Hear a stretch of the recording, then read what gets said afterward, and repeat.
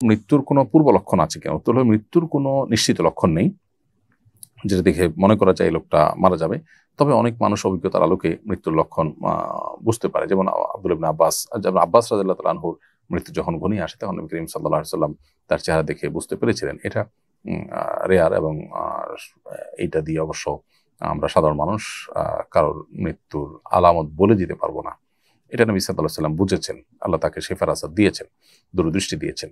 সাধারণত মানুষের মৃত্যুর কোনো লক্ষণ দেখে মানুষ নিশ্চিতভাবে বুঝতে পারে না। আজকাল ট্রিটমেন্টে ডাক্তাররা রোগীর বিভিন্ন অবস্থা দেখে ধারণা করতে পারেন যে তার মৃত্যু ঘনিয়ে আসছে, সেটা ভিন্ন বিষয়। সেটা সায়েন্টিফিক্যালি দেখতে পাচ্ছেন যে লোকটা মারা যাওয়ার মুখোমুখি। একজন মানুষ পানিতে পড়ে গেছে, ডুবে গেছেন, এরপরে এটা দেখে আমরা এই লক্ষণ দেখে বুঝতে পারছি যে তিনি মৃত্যুর মুখে এখন পতিত হচ্ছেন। এরকম অনেকটা ডাক্তারদের বিষয়টা। তবে কোনো ধরনের পূর্ব লক্ষণ ছাড়াই হঠাৎ করে মানুষ মারা যাওয়ার নজির আমাদের সামনে অনেক আছে। বিধায় মৃত্যু কখন আসবে আমি লক্ষণ দেখে বুঝবো, এর জন্য অপেক্ষা না করে আমাদের সবসময় মৃত্যুর জন্য প্রস্তুত থাকা উচিত।